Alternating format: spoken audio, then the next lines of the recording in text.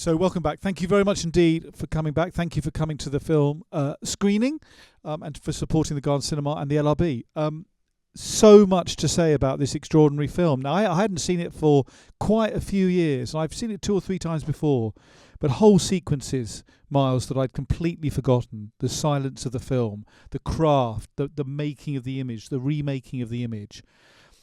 I'd like to kick off, if I may, by asking you about the nature of Antonioni's framing, what he does with the frame, how he works with colour, whole streets that are red, the famously the green grass in Marion Park that he painted, the sense of of making a reality inside the frame as a photographer. This is a work of cinema. It's a work of art. But it's about the photographic image more than any other form of image telling, shall we say. Can you remember when you first saw it, and can you remember, if you can, the sense of what it told you about what image making could be? Gosh, well, that's a long question. I guess the overriding takeaway for me from first seeing Blow Up was, the sort of incredibly modern quality of the image making and the pace of the work. It seemed to be like it reminded me of things I'd seen at the Tate more than cinema, in terms of these kind of great sort of swathes of pure colour and abstraction. The way that, as you said famously, that Antonioni had been dissatisfied with the colour of the grass and painted it green. And similarly, that scene that you talk about where he's driving his Rolls Royce past those red buildings, I believe he also added the red paint into some of those sections, so that it was a kind of just fields of abstract colour. You could imagine Antonioni stepping into art galleries of that period, early 60s, and seeing, artists that work in that way, and being inspired and asking, why can't cinema be as, I guess his question was always, why can't cinema be as intellectual as these other art forms? It was obviously, came from being far more about entertainment than sort of intellectualism. The cinema, and so he particularly, with his philosophical approach to storytelling, and to the great sort of existentialist questions of the human condition. You can see that he was dissatisfied with the idea of film as entertainment, and it needed to be far more sort of intellectual and intellectually challenging. No, absolutely. I mean, there's a key. I mean, there are many key ways into the film, if you like, and into that existential quality that you've just described. When Verushka is in the party towards the end, and Yes. Thomas Hemming says, "I thought you were in Paris," and she says, "I am in Paris." Yeah, great line. Great line. But in a way, it opens this idea to this, to the sense of what we conceive to be reality. Antonioni said, it's not about person versus person, man versus man, as he said. It's about man versus reality. And the question of how we construct reality, the tennis sequence at the end, of course, a perfect example. But when you're thinking about making a photographic image, you're playing with, of course, a narrative that's interrupted at the moment of the photograph. There's a sense of before and after, just as there is in the film that we've seen. You're playing with panels and fields of colour. You're putting a figure into the frame, just as Antonioni does. How do you think about constructing a narrative? And is there an overlap, in a sense, with how you read Blow Up in that construction of a sequence before and beyond your fixed image? Well, the great difference, although maybe not so much in Antonioni's case, but for me the great difference of making an image rather than making a film is that an image survives because it is not unresolved. Okay, meaning that the image, the photographic image or the painting, we look at a Francis Bacon, for example, we see two people making love or beating the hell out of each other with blood and sperm and fields of colour. We don't fully understand what's going on in this picture, and it's the not understanding that glues us to the work. And as Bacon would say, returns us to life more sort of alive, I suppose. So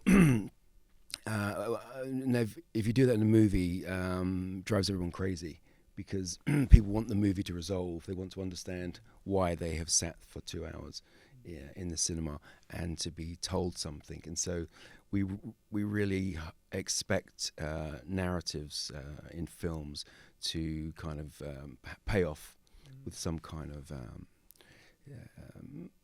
philosophy, conclusion, a kind of a moral even. But of course, with Antonioni, you're sort of left hanging there as you are kind of facing this Francis Bacon painting, sort of without really any kind of. It doesn't really conclude. It just takes us a kind of segue into this tennis match. No, exactly, and I think if I'm right in saying, we start with the opening titles against grass, and we end, of course, with Thomas having disappeared off the grass. It's a loop. We're stuck in a kind of labyrinth of the city. Mm-hmm. He's always passing through endless corridors and doors and courtyards. It's very hard to construct, even in his own studio and living area. You've grown up in the city. You've grown up in the city, absolutely at the time of the making of the film. Can you take us back a little bit to your sense of London growing up and how it's changed? Because we can read this film, particularly early on, through the lens of class and gender and even early gentrification with the shop, the antique shop that he wants to buy. What was your sense of the city growing up in the 60s and early 70s? Well, that's just a few memories that are maybe pertinent to this film. And I mentioned my father was this kind of he was called the Beardsley in Blue Jeans by somebody, and he was this very young whiz kid illustrator with an airbrush and not a hairbrush, an airbrush, and was doing these sort of fabulous psychedelic images for these bands. And as a young boy, I was sometimes in his charge at the studio, and actually there are a couple of little sculptures in the film, which I think are my dad's, actually, as in Thomas's office. There's 2 little busts of women with kind of bob hairdos, painted in a kind of pop art style. I think they are Alan Aldridge's. So I kind of grew up around, first of all, that kind of studio, of a sort of a white pop art studio with provocative, sexual, violent images around, around white space. That's a kind of a sort of a childhood memory. Very kind of groovy people coming in and out of these corridors and doors that you mentioned, such as Eric Clapton famously drove me to school once for some reason. I don't know. And I remember him driving and taking his hands off the steering wheels and putting them back on again, and kind of as a kind of piece of theatre for me, which is my father couldn't drive, I think, is the reason for that. And then then sort of my father's studio was on the edge of Soho, so there would be kind of like walks around there into kind of the Bar Italia, for example, which of course is still there. But all of the bit around that has changed so much. And of course Soho then was sort of an extraordinary sort of forbidden city of vice and prostitution and so forth, and doors that led into other kind of experiences. And then I'm trying to think of other memories of the city. Oh, I've got another memory of the city. So it begins with Thomas photographing this these down and outs, and I remember for an O-level art project, I went to paint one of these buildings, and my father kind of accompanied me to while I was painting this, doing some studies of this. I think they were called spikes, where the kind of the down and outs stayed. And we was in Camden Town, and we were painting. I was painting, and this bottle kind of came flying out the window and smashed in front of us.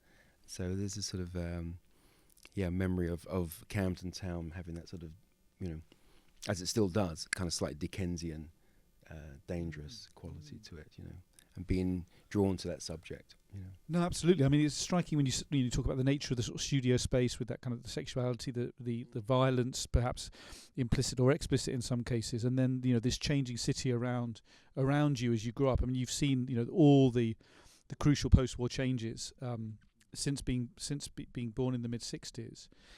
One thing that's very striking, I think, about the film, you mentioned this idea of the sort of unresolved in Antonioni. I mean, even the title of the film, Blow Up, is constantly repackaged. It's blow up, blow hyphen up. It's blow up in 2 words. It's blow up as 1 word. The credits, the opening titles, suggest that it's blow up in a single sequence.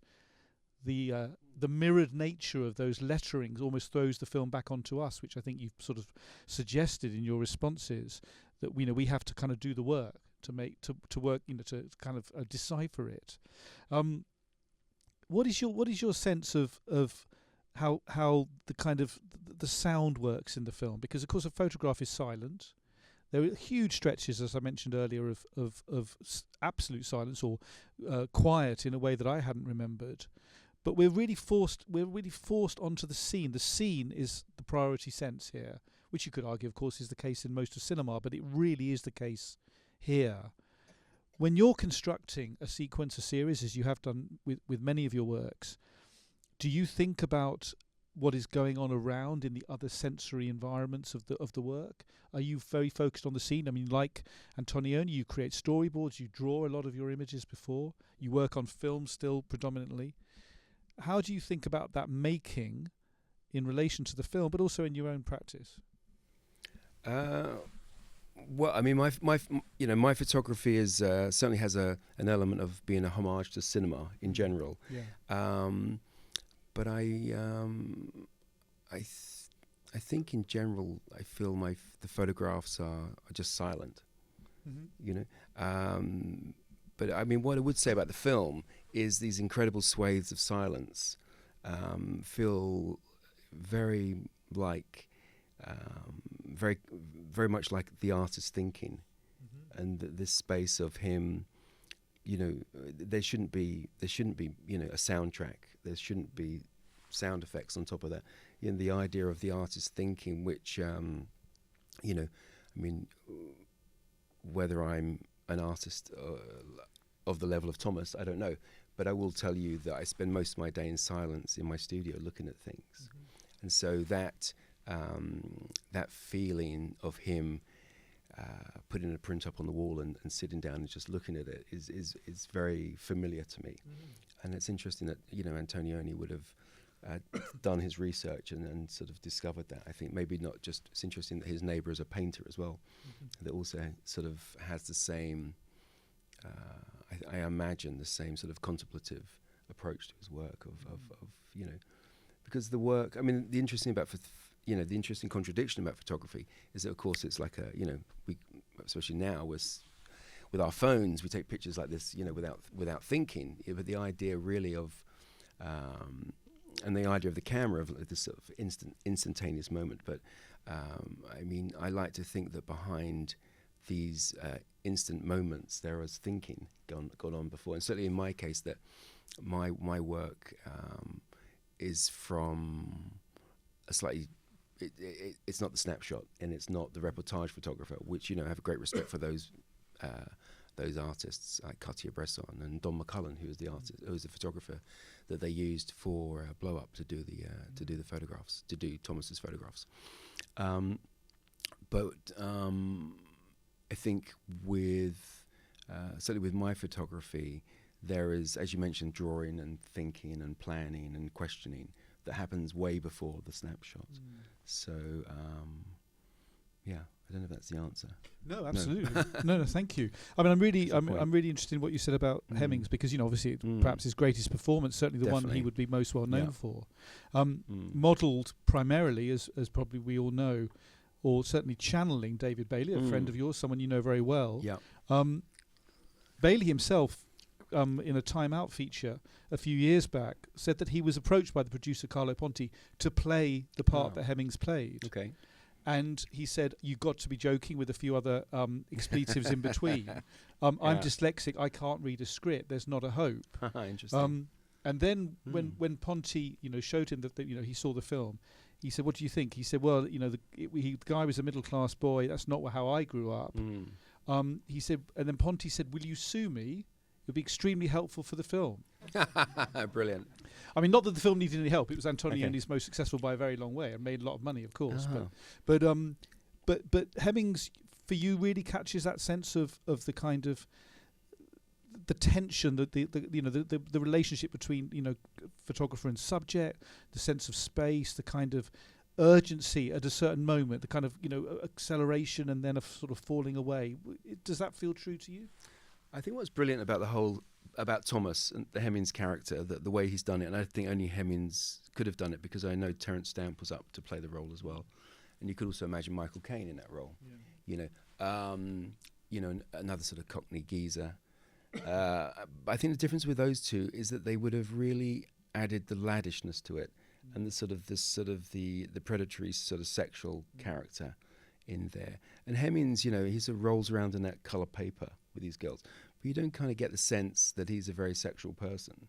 And he's more in his head, and he's not kind of like, I don't know, that's just, maybe I'm being very kind to him, but he doesn't, like Bailey is, has a reputation from that period of, just being a great Lothario, and of course he had so much, ability and opportunity in front of him to do those, to be that kind of guy. So I think what's incredible is that knowing that, the character, that would be a rather unappealing character, I think, even then. There's not much to him. Like, I suppose, Alf, could have been like a sort of version of Alfie with a camera, meaning, but there's a kind of vacuousness to that, I think. And the Hemmings character is so much more you're right. I mean, I'm friends with Bailey, so I don't want to say too much. Meaning, but I think in an interesting way, I think Hemmings is more my kind of character than Bailey. If that makes, I'm interested in that. I'm interested in Hemmings in that he gets bored with his job as a fashion photographer and goes off to a second-hand shop and tries to find something, but then goes to a park and then finds something else, and is sort of, drifting through his day. I think Bailey is a great photographer of the zeitgeist, and it was bang right there in the middle. And his images of Michael Caine and Bardot and so forth. I mean, they're just legendary. I mean, of course, they're iconic, and they don't need any apology at all. No, completely. I mean, I think you're absolutely right about that, and also about Thomas, because he's not really committed to anything, is he, except the image. Yeah. He's fascinated by, and of course with the photos in the park, obsessed by what lies inside the image, and everything else is kind of a sort of journey, a conduit towards that, the girls and so on. We can't really quite believe his language in a way, or his attitude so much. It all seems performed, which is arguably what the whole film is about, people performing a kind of shared sense or a disparate sense of reality. It's very interesting you mentioned Michael Caine and so on, and Terence Stamp, because Sean Connery was also up for the part. Wow. Which is literally impossible for me to imagine. Yeah, anyway. Sure. But apparently Antonioni, he asked to see the script, and Antonioni refused, and so he refused. But he would have been, fresh out of Bond by that stage, and people would, obviously, he might have been looking for another kind of role, but he wouldn't have got it, clearly, in this case. I think when Terence Stamp went for the audition, apparently he was reading the parts, and Michelangelo was saying, he was nodding the whole time. Right. And then he asked, did I get it? He said, no. It was just his kind of way of listening to him. He was sort of nodding, and misunderstood completely. Completely. Yeah, no, exactly. I mean, it's a film now, it's 60 years old, and, it's got the status of a classic and so on. You mentioned at the beginning it was very modern, it felt very fresh. When you think about your own cinematic references and bringing them into a kind of, homage and appreciation in your own work, do you think of bodies of work? Do you think of individual films? How do you conceive that relation to cinema in the still image? Oh, well, I mean, I basically, there was a moment in my life when I was trying to be a video director. And so my way of my way of resolving my sort of lack of talent was to go to the cinema every day. And that was a time when you could. So I would go to the Scala or the Everyman, and to repertory cinema, where they regularly showed triple bills of Godard, Truffaut, Antonioni. And so my idea was that I would go to these screenings, and by the end of the day, having seen 3 films or something, I would have an idea for the pop video, because I would steal something, the tennis match, would take an idea, and then I would write that up in 3 or 4 paragraphs and send that to the record company, and maybe I would get the job, maybe I didn't get the job. If I got the job, I would then have to research it deeper and try and figure it out. But as a consequence, I saw so many films, and so my point of reference is really huge for that reason. But in terms of, I don't know, there's so many. My 3 heroes in terms of image making in cinema would be Hitchcock, Fellini, and David Lynch. Mm-hmm. Okay, but I was thinking of, as I often am, nearly every day, all day, thinking of Federico Fellini while watching the movie, and it struck me that there is something interesting in the conversation between La Dolce Vita and Blow Up, in terms of they're both so episodic, and they both kind of, in a way, carry a sort of magnifying glass across contemporary society, across the zeitgeist. So in Fellini's world, it's slightly early, it's the 50s, and you've got the glamorous American actress coming to town. You've got the religious experience of the children, seeing the Virgin Mary in the tree. It's the story of a journalist seeing these various phenomena of the day. And in the same way, I think Thomas is he's a kind of conduit for all the phenomena of the day, sort of like I don't know, these groovy people at the beginning of the sort of anti-nuclear, I assume so, something like that. There is the people smoking pots. There is the band at the Marquee. I suppose it's the Marquee. So he's kind of like casting a magnifying glass over these and sort of responding to them. I think both films have that same analytical, almost reportage. They're poetic reportage is how I would sort of link them together. Mm-hmm. No, it's very interesting. Obviously, they knew each other well, and clearly took cinema into bold new directions in their own distinctive way. It's interesting you mention, the anti-nuclear aspect. Very aware of that issue in '66. I'm delighted that Paul Tickell, the filmmaker, is with us, made the Arena documentary about the year 1966, in which the nuclear issue looms very large. And that sense of kind of an instability, not just to the image, of course, which Thomas investigates, but to the society. Are there? We'll all have different versions of this, I guess. But are there senses in which the film has significantly dated for you? You said at the beginning, and I agree with you, it feels very modern in its construction. But are there sort of stretches where you think, no, we're really in a different place now, at the same time acknowledging when it's very present and relevant? Well, I think the misogyny is hard to avoid. It's the elephant in the room, isn't it? So there's that. And of course, it's a film made in the same time, more or less, as Alfie, and so this is sort of of course that has all changed, and I don't think you get away with being like that these days. A photographer driving a Rolls Royce with a walkie-talkie, I don't know about that either. No, well, I can never possibly say. We should say about the Rolls Royce, of course, it's slightly unfortunate to say the least. It was Jimmy Savile's Rolls Royce. Oh, was it? Okay, wow. And it was one of only 100 of that model made. Gosh. And they sprayed it. They changed the colour, but that's not a good Savile connection. Brown. Yeah. Yeah. Okay. I think it was inspired by an image of Lord Snowdon driving in a Rolls Royce, actually. Right. Yeah. So. In a way, so Snowdon. Bailey was the next generation after Snowdon's, but you've got Snowdon and Cecil Beaton, and then you get kind of Bailey and Duffy and Conrad. Well, yeah, exactly. Yeah, but also those Reg three, yeah, they're all like working class. So you kind of Yeah. went from being a rich man's hobby, Yes, exactly. in a way, into sort of being these working class. And my father was very much that same sort of kind of barrow boy from Romford, Yeah. who'd come down to London and tried his luck and bluffed his way in. And I think, you know, Bailey was a very similar kind of character. But that also, that shift, that class shift, is also notable in models, isn't it? As well, of course. Twiggy famously in '66 as well.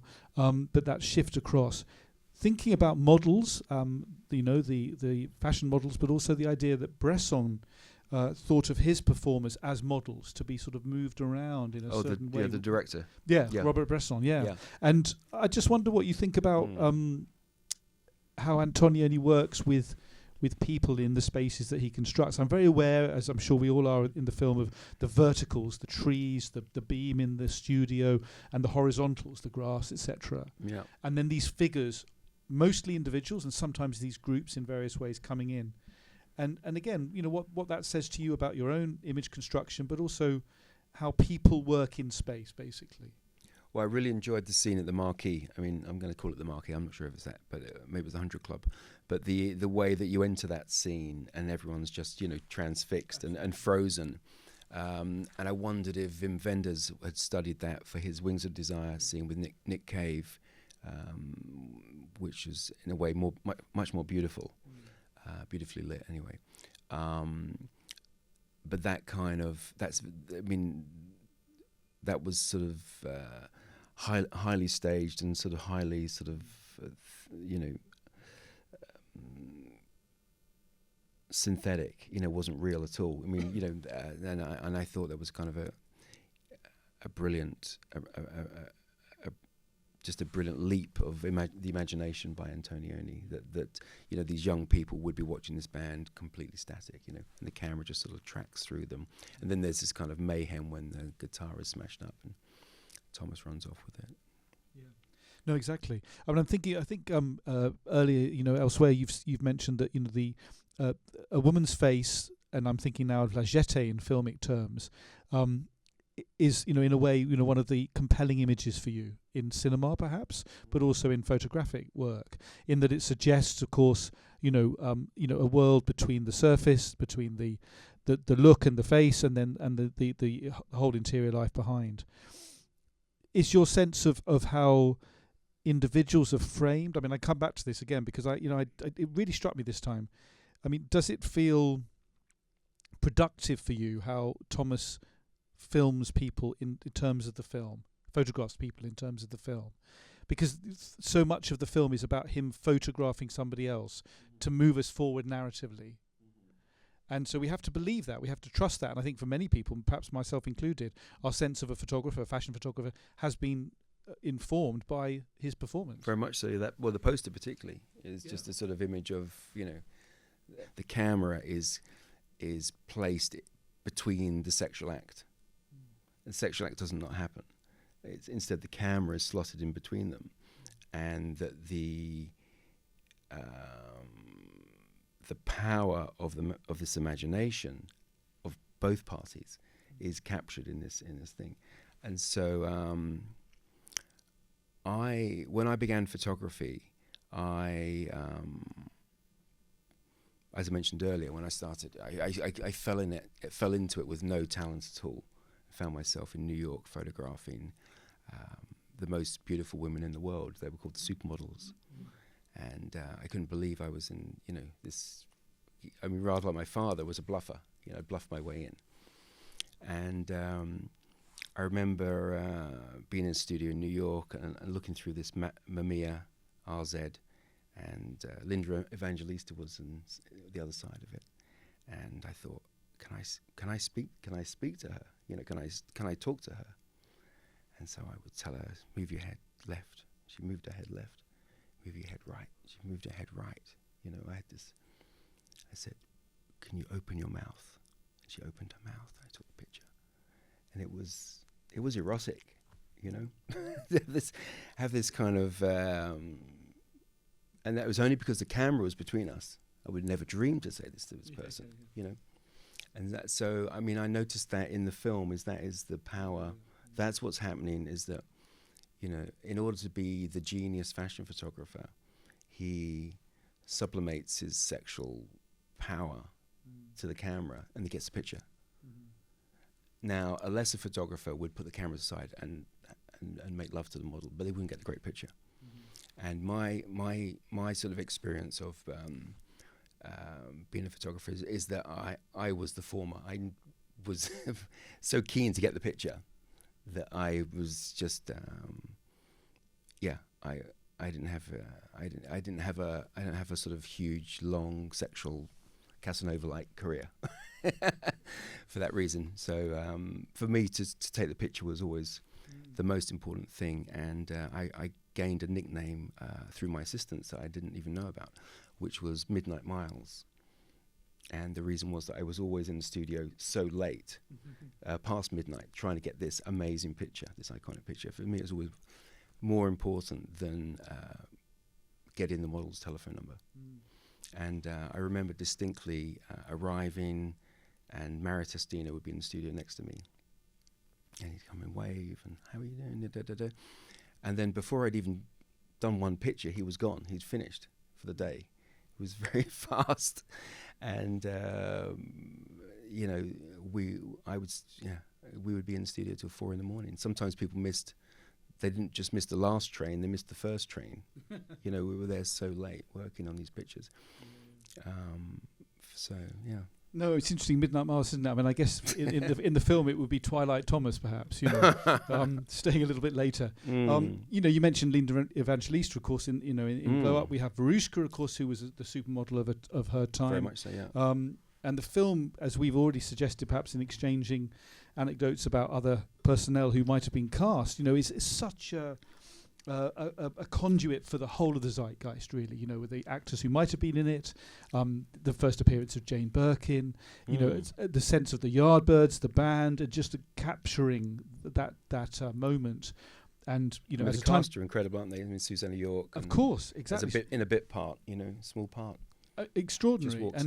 And so it's you know, for now we look back on it as a moment in time, but also, of course, it propels forwards. We're forwards now. We're in 2025.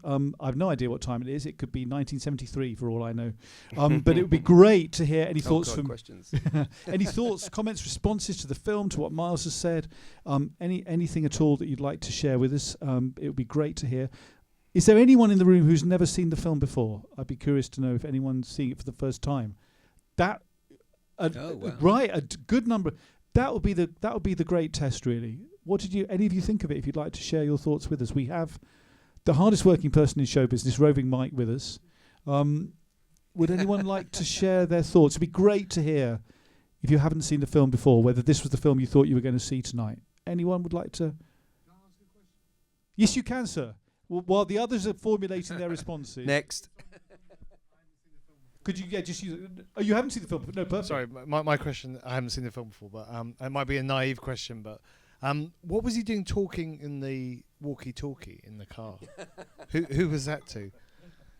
Well, I don't know this for sure, but I think obviously he was a very wealthy person, and he had a kind of control centre that you could use for mobile communication at that point, which would be serving a number of people.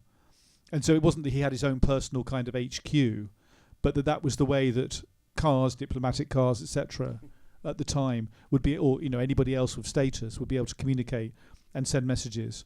A pre-car phone. But while you have the mic, would you like to share your thoughts on what you thought of it? No, I thought it was quite mad. I really enjoyed it. I wasn't quite sure where it was going to go, or how it was going to. At one point, I thought it might be more of a crime type film, and he was going to solve, a murder from his picture. And I'm glad Miles spoke about it, because I was quite the bit I was interested in is seeing how a photographer worked and how different his process is from the way I know you work, where you do the drawings, you do the Polaroids, it's all set up, and this seemed very much, as you said, the sort of snap photography that he was going for. I thought that was very different from how you work. Very much, yeah, absolutely, yeah. Thank you. Any more thoughts? Any more comments, responses from? Yes, please. So wait for the microphone if you could, just because we are filming. And we'll come to you in a minute. So we're just one behind there. Yeah, thank you. This wasn't the first time I've seen it, but it was the first time I'd seen it actually in the cinema, and it intensifies that intensity you have in watching and concentrating on the film. But what I wanted to say was, what did you think of what Miles and both Miles and Gareth thought of? Because I didn't know until you told me that Don McCullum did the photographs, and that makes a difference. And the photographs of the Doss house are extraordinary. And so how does that relate? How do you think that relates to Thomas's character? Because it almost seems as though he doesn't know what he has there, in a sense, because they're so good. Because his whole attitude in the first half of the film, until he has this experience of photographing something that he doesn't know is there, then he finds is there and that he's not sure about, is of somebody who's quite superficial, who's seemingly, as you said, with his relationship with the women and everything, just going almost like going through the motion. What did you think of that, and what he was attempting to do there? Because obviously he's going to do a book, and was he attempting to get out of the Thomas character, out of that lifestyle that he was in? Did he feel he was trapped in it? Shall I answer that? Yes, please. Yeah, okay. Well, yeah, so doesn't happen now so much, but the photographers, the sort of legendary photographers, I'm thinking of Richard Avedon particularly, who's the legend of the legend, but Bailey too, they weren't just doing fashion photography. They were driven, I think, by each other, copying each other, to also just be great photographers. And so there are books by Bailey which are pure reportage, particularly of the East End and actually Camden Town too. There's another one called NW5, I'm going to say, but that doesn't sound right. Anyway, I digress. But yes, so it fashion photographers at some point just became quite kind of like boring and stuck in just, stuck in a studio with clothes and models and so forth. But those photographers actually, they had a much wider vision and much greater ambition. I mean, Richard Avedon particularly, photographed,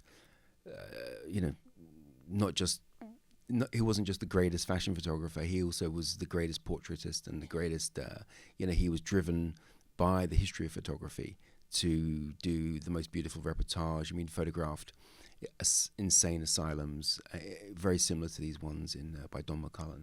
So those photographers, I don't think they were ever satisfied by just having the beauty. I mean, it really was the beauty and the beast. It was kind of like, and it's interesting that this Thomas character, again, I can say a great parallel with La Dolce Vita. In La Dolce Vita, the journalist, who's a real sort of hack, is trying to write his book, which he never writes.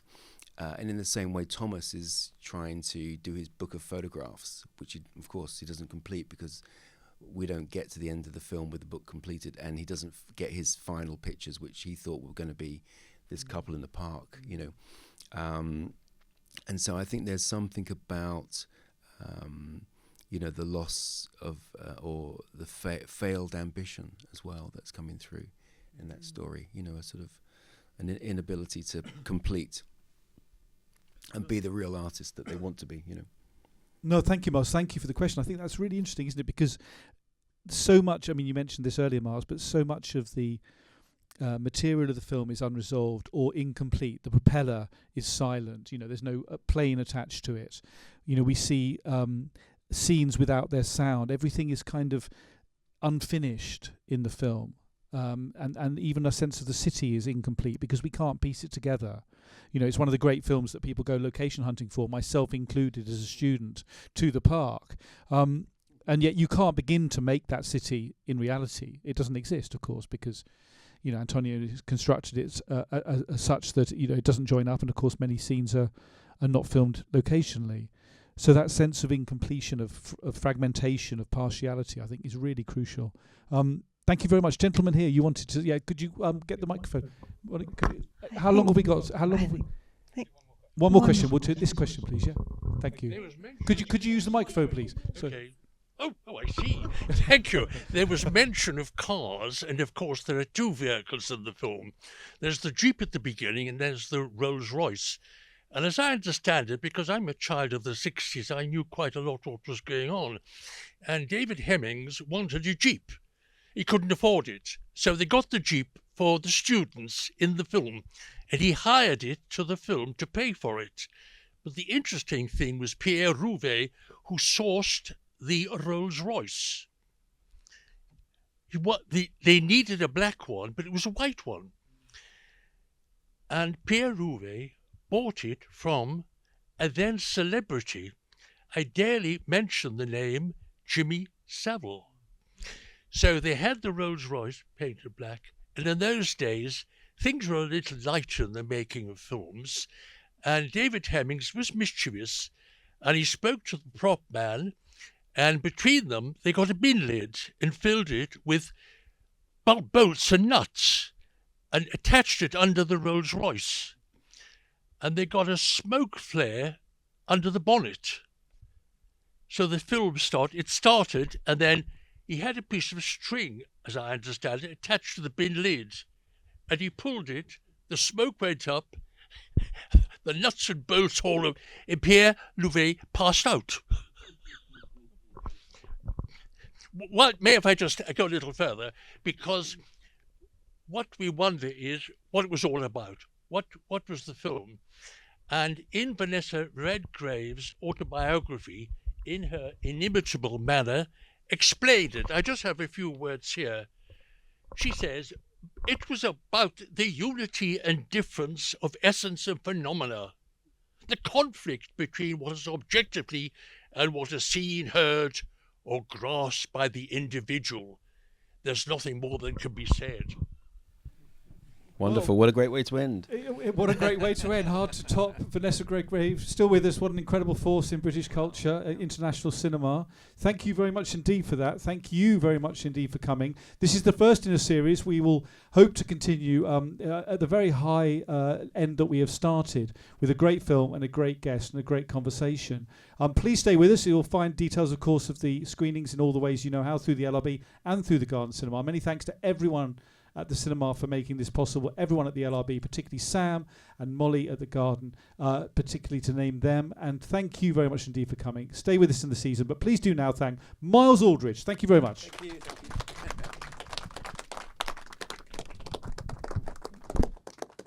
Oh, do you have a question? I didn't. You said the writer of the short story. Was he the man in the park?